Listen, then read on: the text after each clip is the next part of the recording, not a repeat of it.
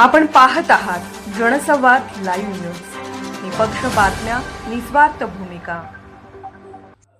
आपल्या कानापर्यंत नक्की आलं असेल की आपल्याकडे जे सीपीआर हॉस्पिटल आपल्या कोल्हापूरमध्ये आहे, या सीपीआरमध्ये जे सीएस आहेत, त्या सीएसनी कुठल्या कर्मचाऱ्यांच्या कुठे ड्युट्या लावायच्या, ज्यांची कोणाची वैद्यकीय बिलं वगैरे काढायची असतील तर त्या प्रत्येक कर्मचाऱ्याकडून किती किती पैसे घेतले त्याची प्रत्यक्षपणे डायरी त्यांच्या तिथे सीएसच्या केबिनमध्ये अध्यक्ष महोदय मिळाली की याच्याकडून एवढे ठरले होते परंतु एवढे आले, एवढे यायचे बाकी आहेत, अशा पद्धतीचं सीएसच्या तिथे ती डायरी मिळाली। तो आपला जिल्हा आहे, आपल्या कानापर्यंत हे आलंय आणि म्हणून मी म्हणतो म्हणून नव्हे तर संपूर्ण कोल्हापूरमध्ये हा विषय गाजलाय।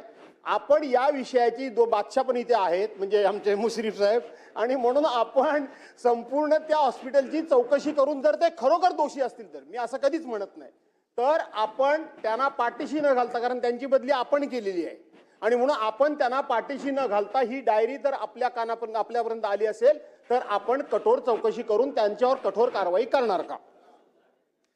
अध्यक्ष महोदय, सन्मानित सदस्य भास्कररावजी जाधव साहेबांनी जो मुद्दा मांडला तो मुद्दा केवळ कोल्हापूरपुरताच नाही तर राज्यासाठी सुद्धा खूप महत्त्वाचा आहे। तो एका कारणासाठी मी मुद्दाम सांगतो आपल्याला, कारण कसं आहे की या सगळ्या भरती आपल्या सगळ्या ह्या मेडिकल सर्टिफिकेट देण्यामध्ये सुद्धा जी काही अनियमितता आहे त्यातला तो एक भाग आहे। ठीक आहे, तिथल्या काही स्थानिकच्या कार्यकर्त्यांनी मागणी केली पण ती मागणी रास्त असल्यामुळं किंवा रास्त असेल अथवा वस्तुस्थिती जी आहे त्याच्याबद्दल आपण चौकशी समिती नेमली। त्या चौकशी समितीमध्ये जे जे दोषी असतील त्यांच्यावरती तर कारवाई होईलच, त्याच्यात वाद नाही, पण केवळ तेवढ्यावर थांबून चालणार नाही। राज्यासाठी महत्त्वाचं एवढ्यासाठी म्हणतो की आम्ही सगळेजण काम करताना मेडिकल बिलासाठी ज्या पद्धतीची आर्थिक मागणी केली जाते हा सगळ्या राज्यातल्या अनेक ठिकाणचा विषय आहे।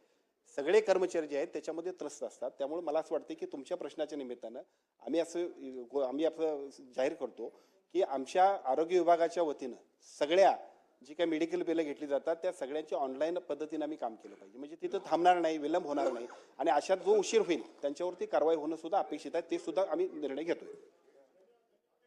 चला आता पुढे। जनसंवाद लाईव्ह न्यूज चॅनलला लाईक करा, शेअर करा आणि सबस्क्राईब करा।